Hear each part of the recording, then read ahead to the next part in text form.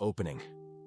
Have you ever felt like you're stuck inside your own mind, looping through the same worries, the same what-ifs? Like, what if my health suddenly gets worse? What if I lose control of my future or become a burden to the people I love? You've tried to calm it.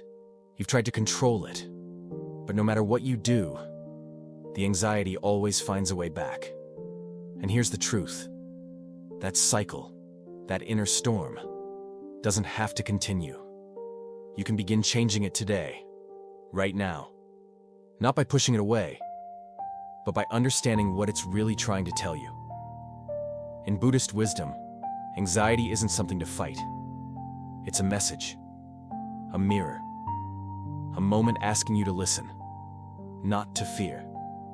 Because buried inside that discomfort, there may be a kind of peace you never knew was possible, until now. So in this video, I'll share 7 powerful Buddhist truths that don't just help you manage anxiety.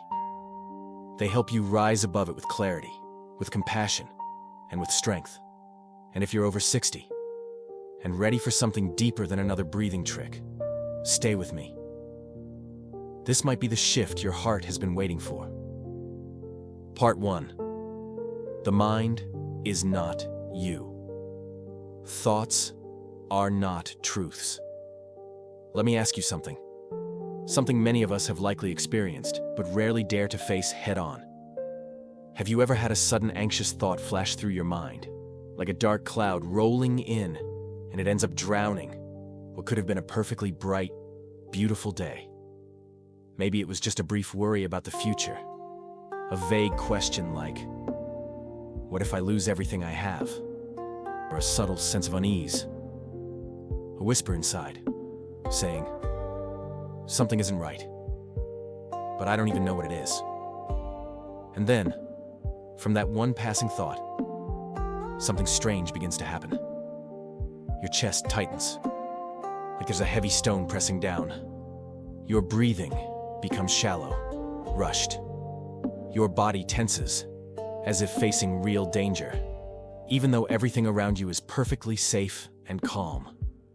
Does that sound familiar to you? If so, let's explore how to understand and transform these sudden waves of anxiety and turn them into moments of deep inner peace. Buddhist wisdom teaches us, not every thought is true.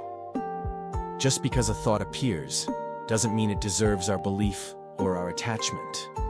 There's a powerful but simple practice in Buddhism called non-identification. It means this is just a thought. It is not me. And that tiny shift can change everything. Let me tell you a story about a woman named Elaine. She's 76 years old and had just lost her husband, the man who'd been by her side for more than 50 years. After he passed, Elaine sank into a fog of anxiety. She feared falling while alone. She worried her memory was fading, that precious moments were slipping away beyond her grasp. And more than anything, she feared becoming invisible, lost in a crowded world where no one truly saw her. Her mind was in constant motion. Each new thought became a seed of fear, and before she knew it, it grew into a dense forest. One day, during a mindfulness meditation class at her senior center, the instructor invited the group to try something simple. Write down one sentence and repeat it whenever anxiety arises. This is just a thought. It is not me. Elaine chuckled quietly. Just one sentence? How could that possibly help? But she gave it a try. At first, she whispered it half-heartedly without much faith. But after the 5th time, the 10th time, and then that evening, alone in her room when the fear returned like it always did, she placed her hand on her chest, closed her eyes, and gently whispered, "This is just a thought. It is not me." She didn't try to fight it. She simply saw it, named it, and let it go, and something curious began to shift. The fear didn't vanish, but it softened. It became lighter, like a wave that had lost its force, now just gently brushing against the shore. From that day on, Elaine made it a daily habit. When brushing her teeth, watering her plants, washing her hands, or simply sitting by the window. Whenever anxiety crept in, she was no longer pulled under. She became the observer, not the victim of her thoughts, and more than calm. She felt like a quiet warrior. She didn't need to fight fear. She simply stood strong and didn't bow to it. And you know what? You can do the same. Next time anxiety shows up, don't rush to resist it. Just pause for a moment. See it. Like a cloud drifting across the sky of your awareness. Then, whisper gently, "This is just a thought. It is not me." And you'll begin to notice there's a pocket of peace always waiting within you, right behind the storms you once thought you couldn't survive. Part 2. Mindfulness. Returning to the present moment sometimes, anxiety doesn't come crashing in with a loud bang. It sneaks in quietly, a tight feeling in your chest while making tea, a restless thought while folding the laundry, a sudden weight of something's wrong. Even when everything seems fine.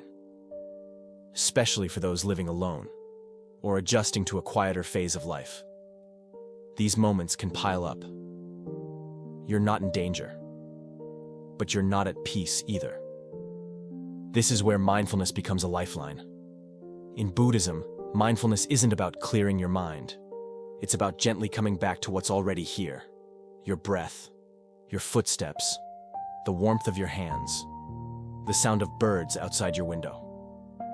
I want to tell you about Harold, a retired woodworker in his 70s. After his wife passed away and the children moved out, the home he once loved became too quiet, almost unbearably so. He began worrying constantly, haunted by questions like, what if I fall and no one finds me? What if something happens and I'm completely alone? One day, his doctor gently suggested meditation. At first, Harold didn't believe in it. Just sitting and breathing? How could that possibly help? But somehow, he showed up anyway. That first session, his mind was a storm, restless, scattered. But after a few days, guided by the meditation teacher, something began to shift. He started anchoring himself to the breath, breathing in, aware of the in-breath, breathing out, aware of the out-breath. And then, something strange happened. I heard the birds again, he said softly. I felt the sunlight on my face. I felt the breath in my chest. And for the first time in months, I felt alive. Right here, right now. Since that day, Harold has meditated every morning. Anxiety no longer sweeps him away. He doesn't need to fight fear. He just rests in the present. And in that quiet stillness, he has found peace. A gentle freedom. You don't have to escape your thoughts. You just have to notice this moment. The Buddha said, "Do not dwell in the past. Do not dream of the future. Concentrate the mind on the present moment." So next time anxiety taps you on the shoulder, don't run. Just breathe. Feel your feet. And remind yourself, this moment is enough. Part 3. Compassion. The kindness that heals from within. Have you ever noticed that the harshest voice in your life is your own? It's that whisper that says, you should have handled this better. You're too emotional. Or worse, you're just not enough. That voice doesn't come from the outside. It lives inside you. And over time, it doesn't just create anxiety. It creates shame. But Buddhist wisdom reminds us, you are just as worthy of love and compassion as anyone else in the universe. Let me tell you about Diane. She's a retired nurse. She spent decades taking care of others. Always the strong one. Always reliable. But when her sister passed, and retirement left her alone with her thoughts, anxiety came rushing in. I don't understand, she told me. I've always held it together. So why am I falling apart now? In a mindfulness workshop, the teacher offered something simple. Place your hand over your heart and say to yourself, may I be kind to myself in this moment. May I accept myself just as I am. At first, Diane said it felt strange, even selfish. But then, the teacher said something she never forgot. Compassion isn't weakness. It's the courage to stay with your pain instead of running from it. That moment changed something. Diane started writing little letters to herself each morning. Notes like, "Dear Diane, even though your heart feels heavy today, you still showed up. You're doing your best." She posted them on the fridge, on the bathroom mirror. At first, she didn't believe them, but little by little, her relationship with herself began to change. She stopped battling her mind.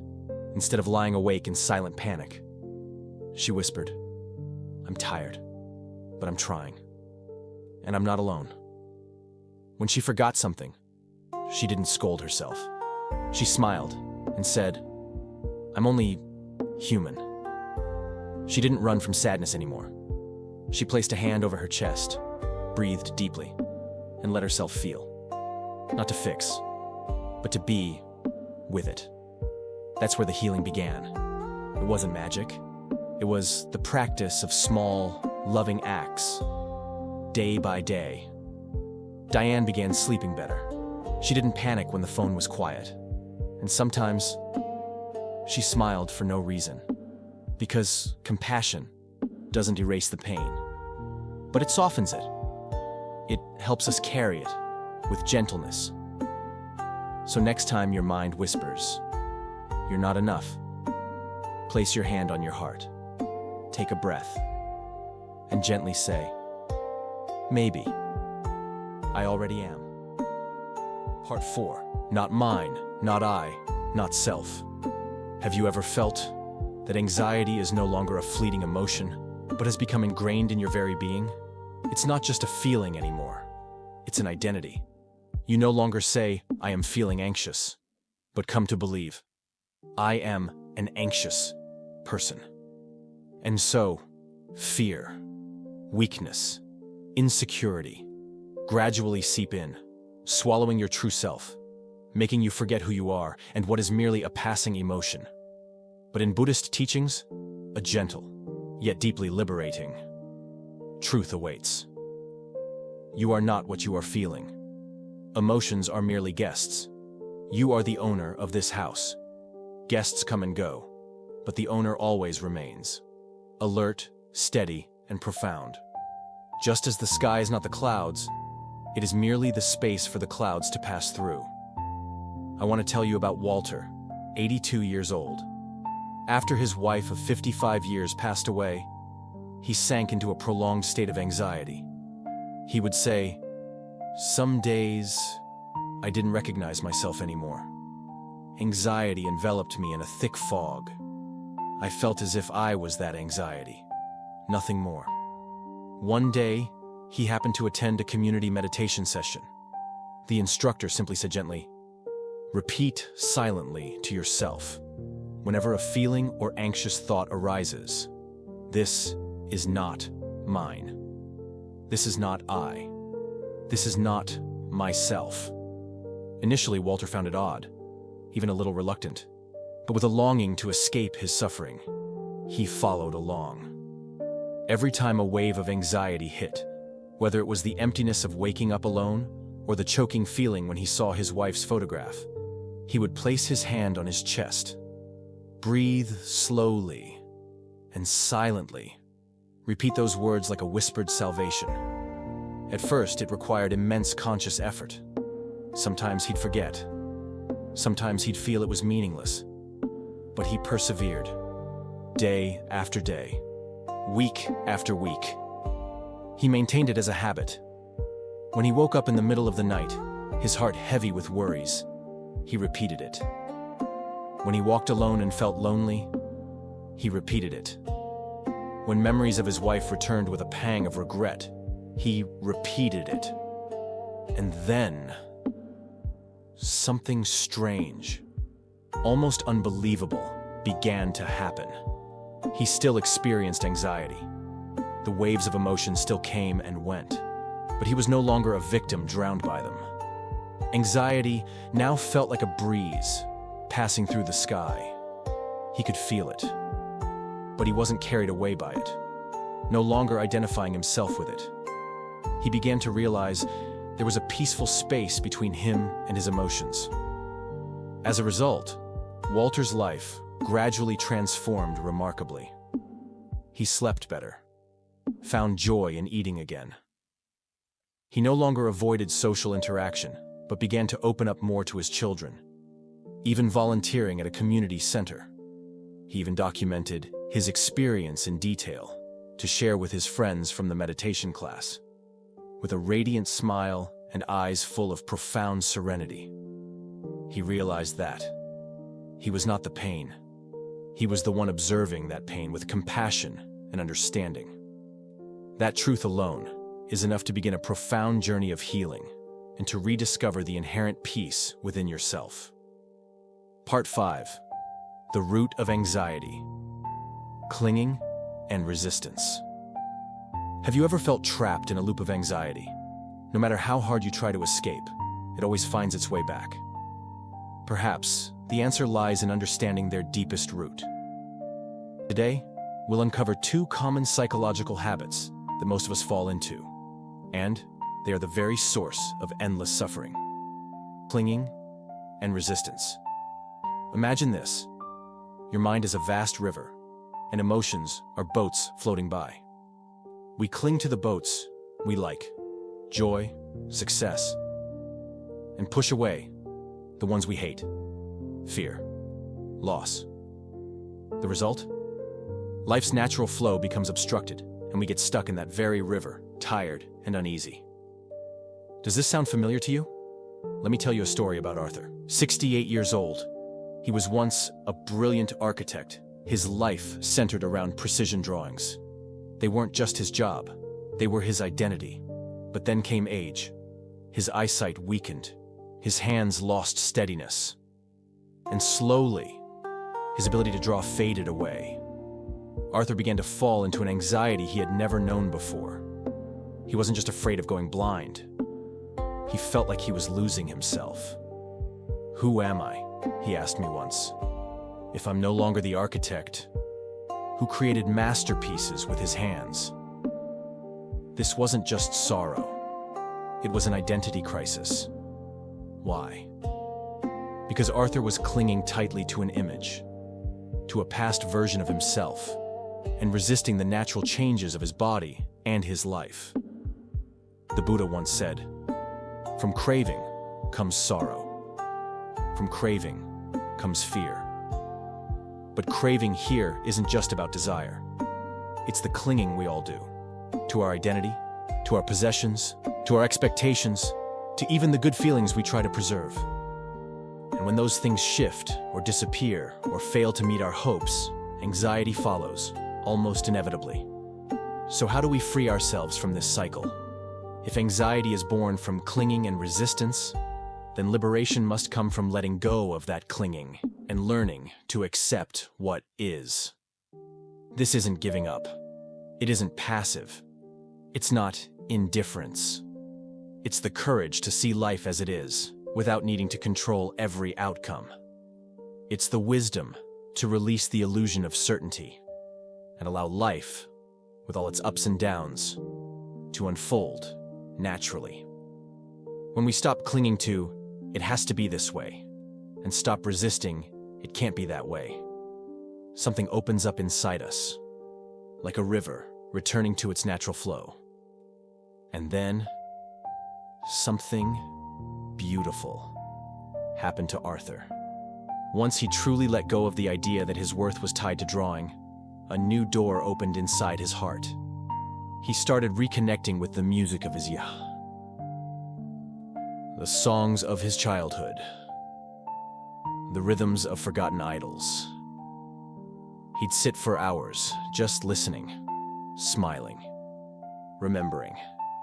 and in those musical memories he rediscovered a part of himself that had nothing to do with eyesight or hands, but everything to do with spirit. Arthur came to understand that nothing could be held onto forever. Not vision, not hearing, not even this body. But even more importantly, he stopped obsessing over what he was losing. He began to live more gently, more peacefully, treasuring what he had instead of fearing what might disappear. His life was no longer defined by what was lost, but by the peace he found in accepting what is. In the next part, we'll explore how you can practice letting go and acceptance in your own everyday life. It's not magic, it's a path. And you can begin right now. Part 6. Generosity. The magic that transforms clinging. We've talked about anxiety and how it often stems from clinging and resistance. But Buddhism doesn't stop at analyzing the cause. What's special is, the Buddha gave us a clear, practical path for transformation. And one of the simplest, yet most profound practices is generosity. You might think of giving as material donations, but generosity goes beyond that. Generosity is a way of letting go.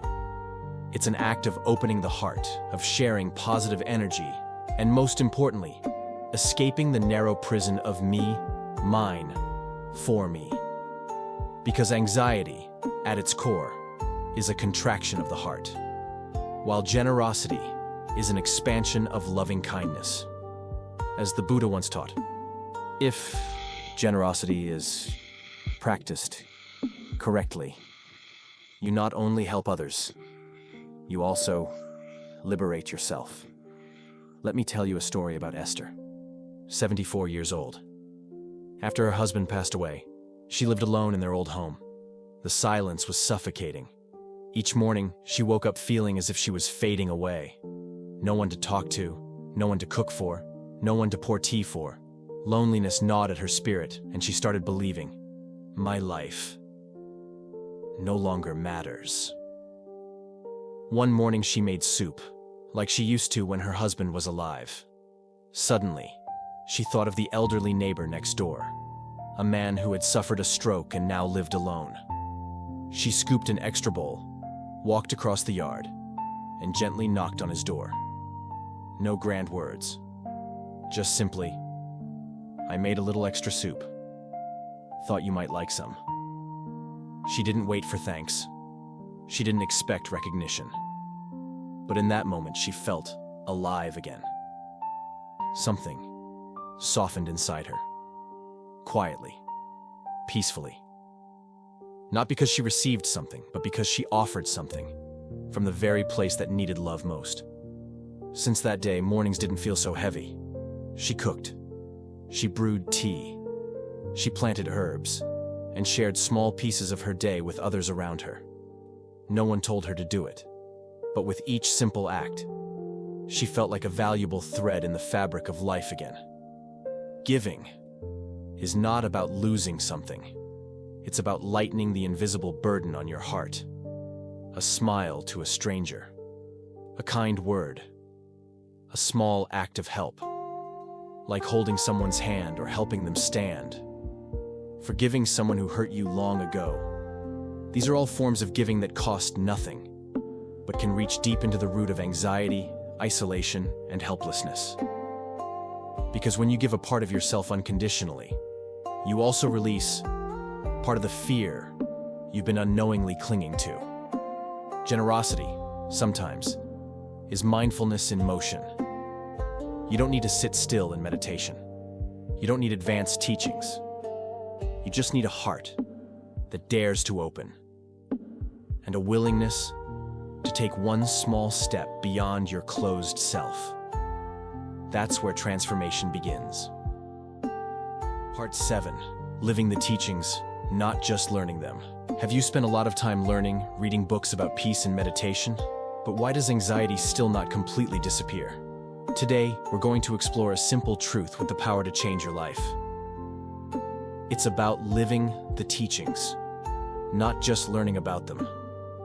The reality is, mere understanding isn't enough. True transformation only begins when we live with those teachings, day by day, in every smallest task. That's when wisdom truly starts to take deep root in our lives, helping us overcome anxiety in a very natural way. You might have heard the sacred mantra the Buddha once taught. This is not mine. This is not I.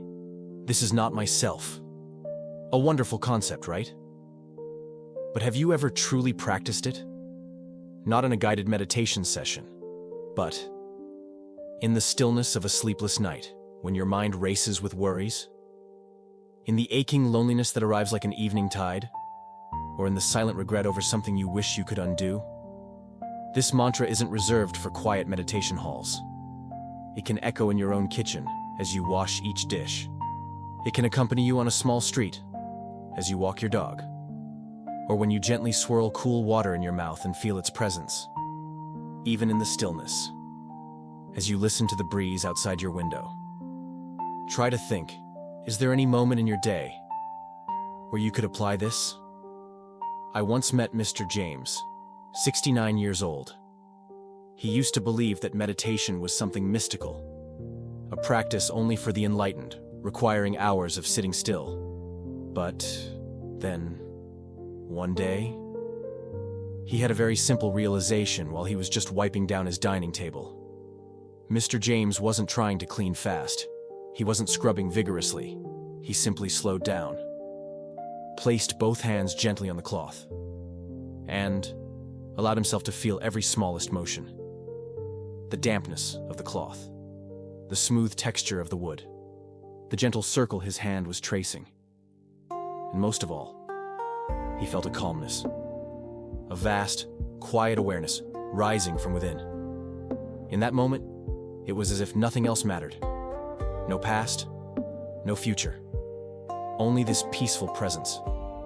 From that day forward, every daily act, making tea, tending plants, folding laundry, became a form of meditation. There were no complex rules, only complete presence. He realized peace wasn't in a book. It wasn't in loud teachings or complicated theories.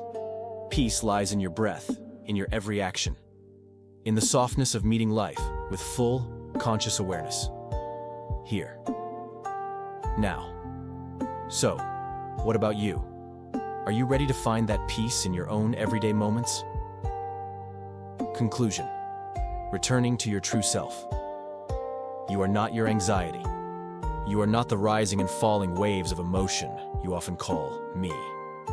And then, you remember the Buddha's words. This is not mine. This is not me. This is not myself. It's not just a mantra. It's an anchor. A gentle anchor to bring you back. Back to the present. Back to the truth. You don't need to control everything. You just need to be here. You are the one who sees, the one who knows, the one who is awake in this very moment. Meditation is not about escaping reality. It's about seeing reality, just as it is.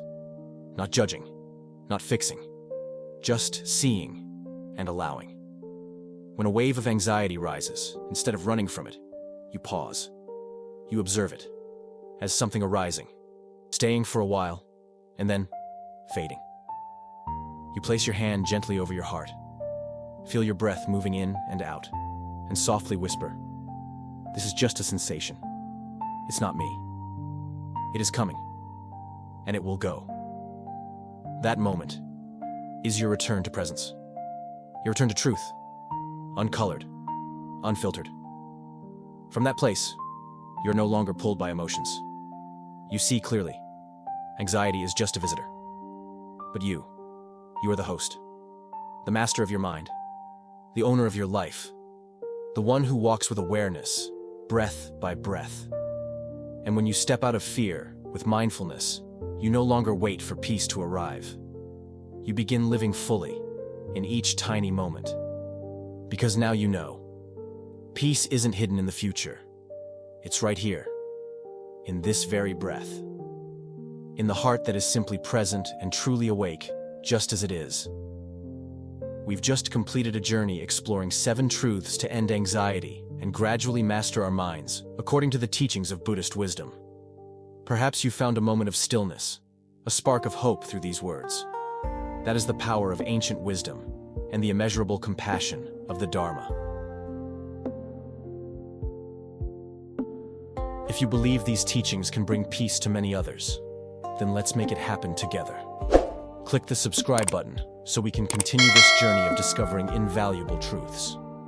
Give this video a like to help spread this message, and please share it with anyone you feel might need a gentle reminder of the peace within. Together, we can create a wave of awakening and compassion.